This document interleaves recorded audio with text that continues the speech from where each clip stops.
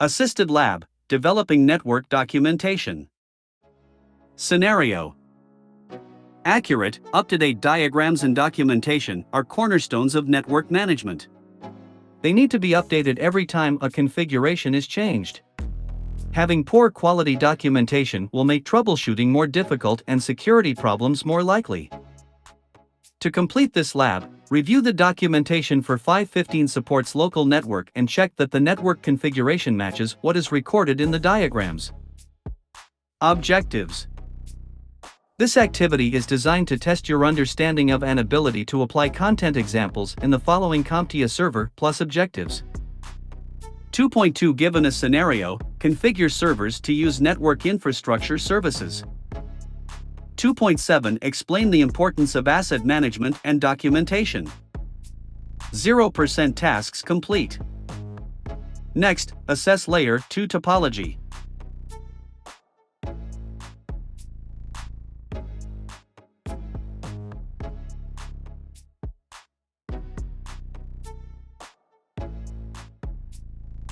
Assess Layer 2 topology. There are many factors to consider when creating network diagrams, but two important principles are: use separate diagrams to represent Layer 2 and Layer 3 of the OSI troubleshooting model. Mixing too much detail in a single diagram is difficult to interpret and harder to maintain. Tag documentation with contact and date/version information. Other technicians who rely on the documentation need to know who to go to with questions. Open the network diagram in Apache OpenOffice and assess the Layer 2 diagram.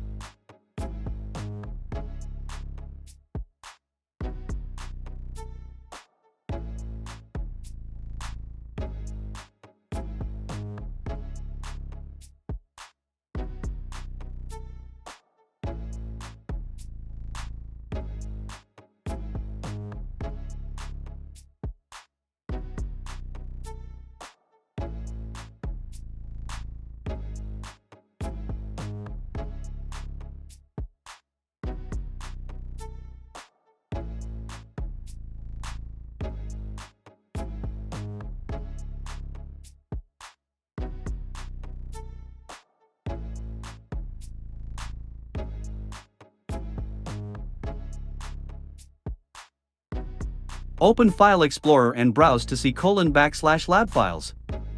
Open the 5.15 support netdiag open document draw icon.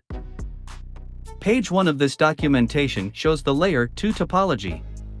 At Layer 2, the diagram should show the logical connections between end systems, hosts, and intermediate systems, routers, via switches. Each host connects to the network via an Ethernet adapter. This type of diagram may also show switch ports and link bandwidth. In our network, each segment is implemented by a physical switch.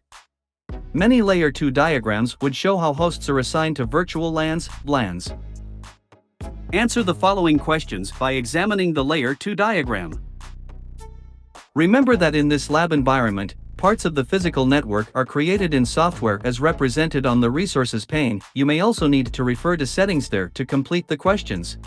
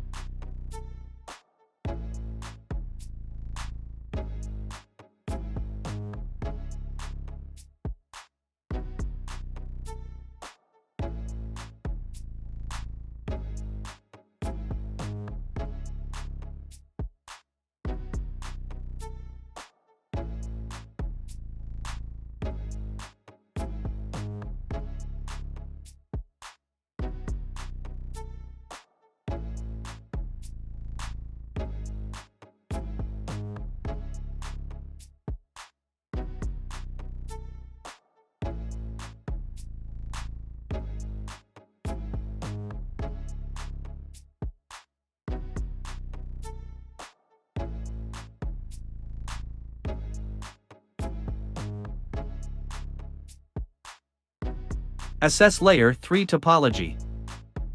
At Layer 3, we are less concerned about how hosts are connected by adapters and cabling and more about which logical networks they belong to, as defined by their IP address and network prefix or subnet mask. The subnet for each host is shown as a pipe symbol.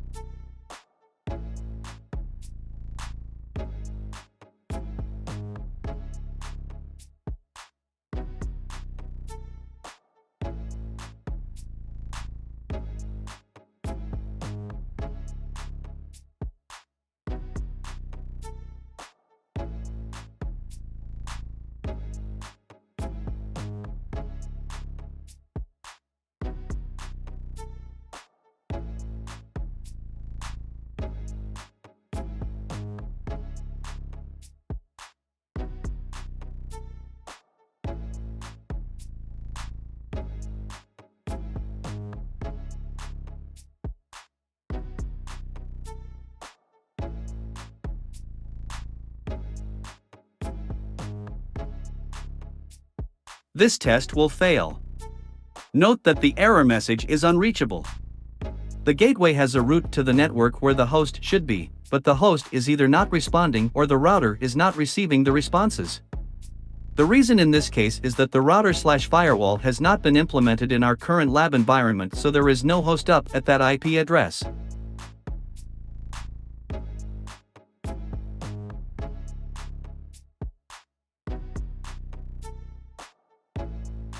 This time, the error message is that the network is unreachable. No route to this subnet is configured on the RLAN 10 gateway.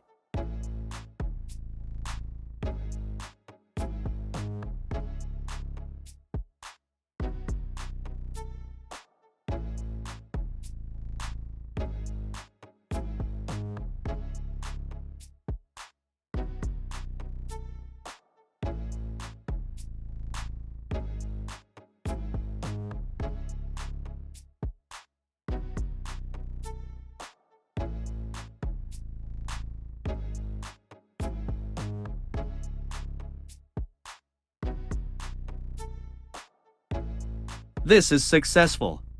PC10.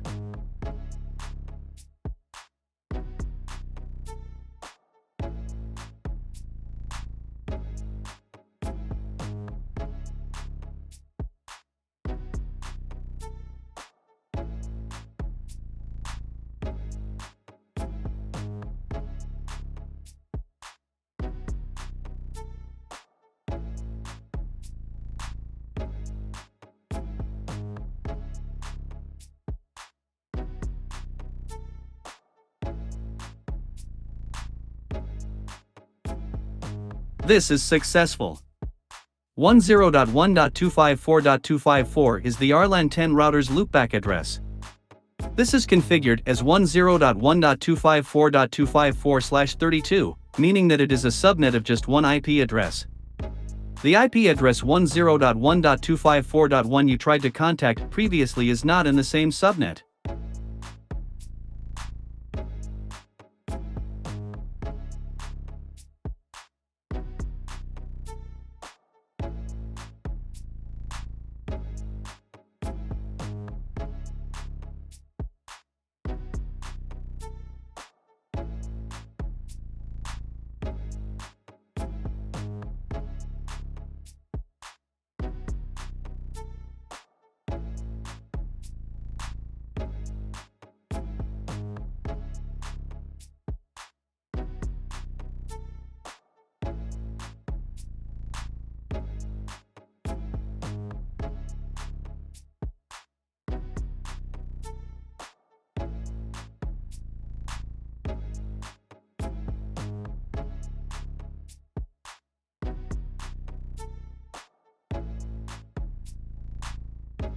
Examine DHCP configuration.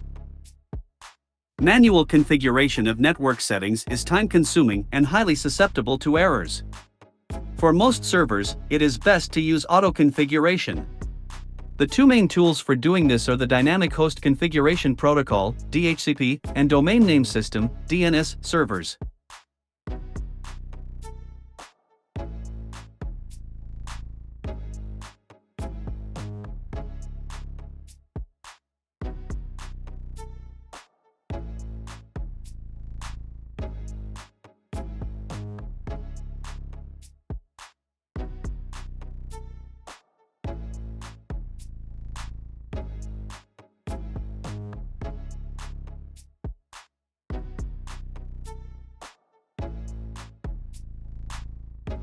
In Server Manager, select Tools DHCP.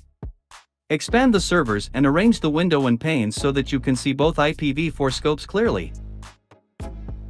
You should be able to observe that a basic segmentation scheme is in place whereby server machines and client machines are segregated to different subnets.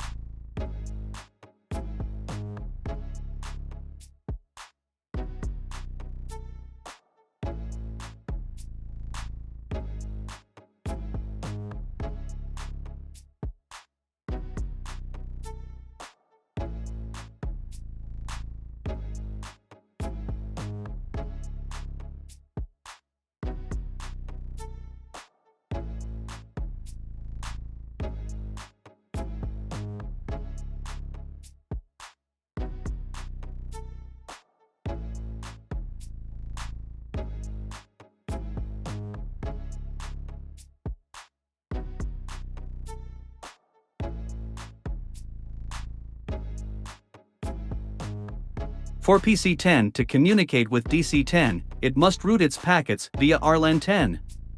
RLAN 10 could implement a firewall and define a policy for only allowing certain kinds of traffic.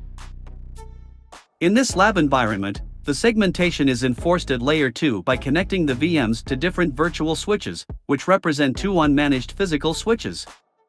This topology could also be accomplished using virtual LANs, VLAN, either on a single switch or across multiple physical switches. For example, the switch ports for servers could be assigned to VLAN 10 while the ports for clients designated as VLAN 20.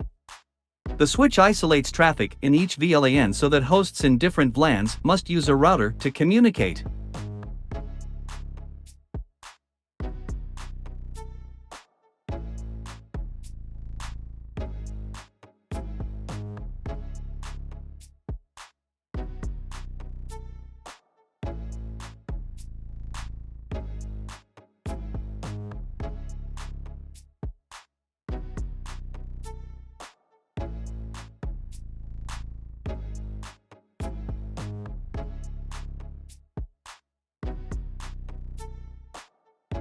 Elect the address pool node under scope 10.1.16.0, 515 support server IPv4 scope.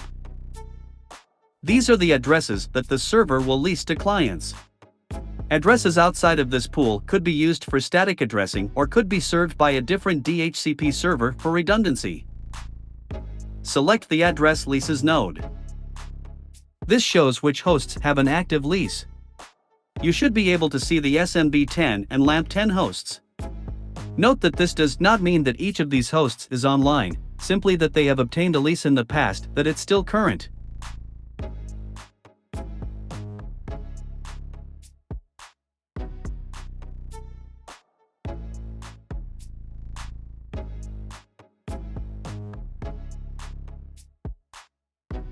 Select the Address Leases node. This shows which hosts have an active lease. You should be able to see the SMB10 and LAMP10 hosts. Note that this does not mean that each of these hosts is online, simply that they have obtained a lease in the past, that it's still current. Select the Reservations DC10. Select the Reservations node. These entries predetermine the IP address that a host will be given, based on that host's MAC address. This allows machines to receive a known IP address without having to configure static addressing. For example, a reservation has been configured for SMB10 so that we can be confident it will be reachable on 10.1.16.11, even if a name record has not been configured. Which of the following IP addresses is not listed as a reservation?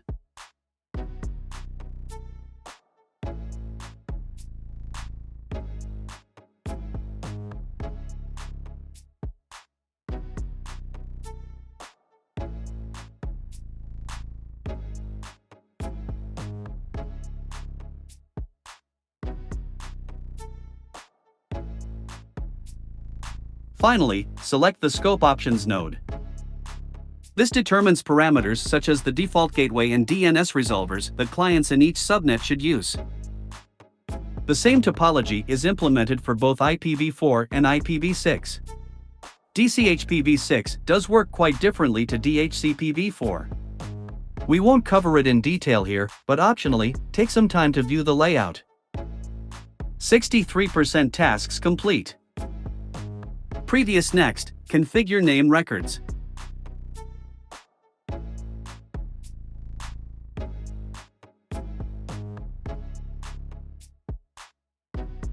Configure name records.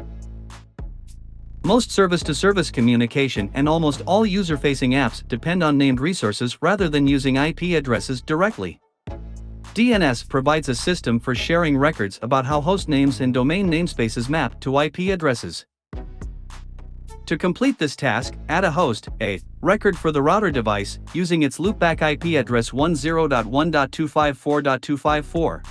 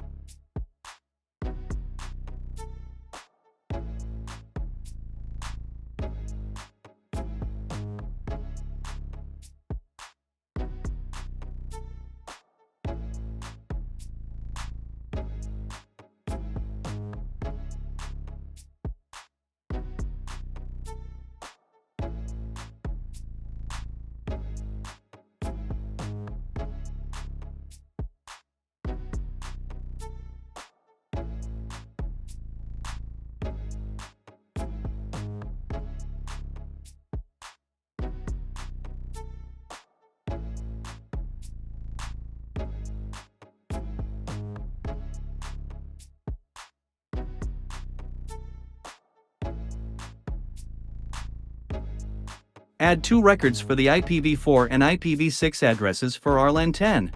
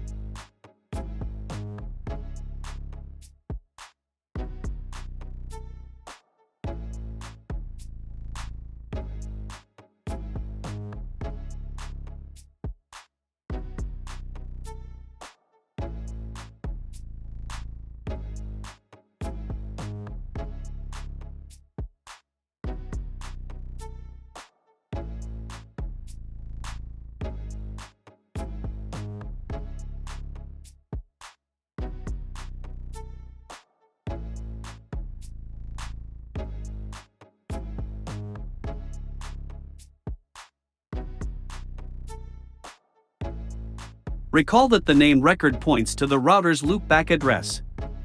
The router can receive messages addressed to its loopback address on any of its available physical interfaces. This makes it a good choice for a management interface. Connect to the router's loopback interface to establish a secure shell session and test that the name record is working.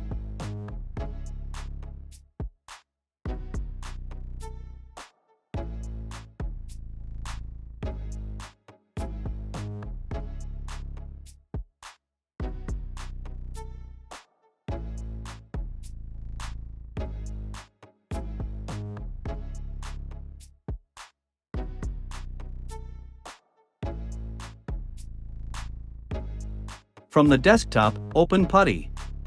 In the host name box, type LAN 10. Select the Open button. At the prompt, select Yes to trust the router's host key.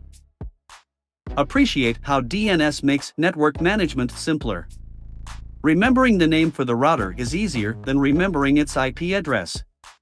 The more routers, firewalls, and servers you have to manage, the greater the benefit. However, note that this simplicity becomes a dependency. If DNS is not available or not correctly configured, many operations and service configurations will fail.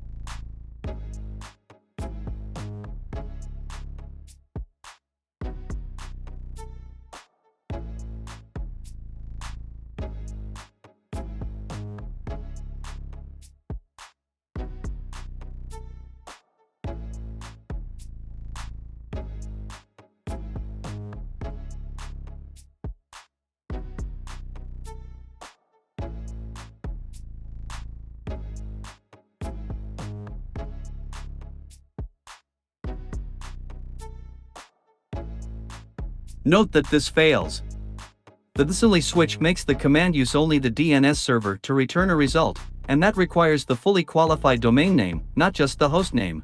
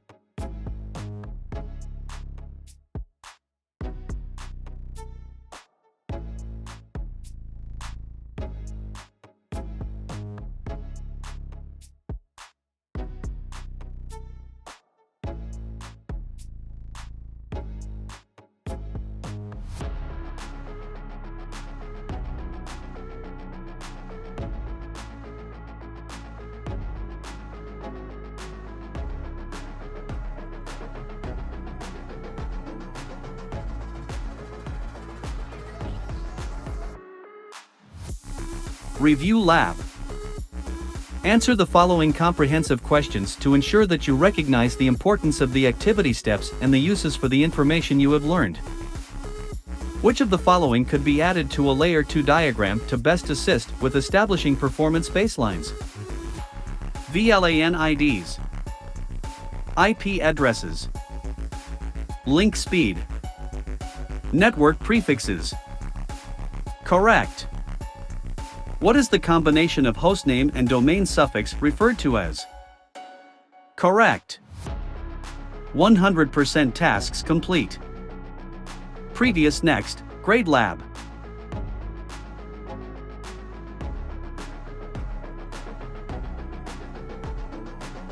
Grade lab. That concludes this lab. Please ensure you end it properly rather than just closing the browser window. Once you select Submit, you will not be able to return to this lab instance. If you want to repeat the lab, you can launch a new instance from your lab portal. Check all the step boxes above to mark all tasks as complete and make sure you have submitted responses to all the activities. Select Submit below to grade the lab. 100% tasks complete. Previous submit.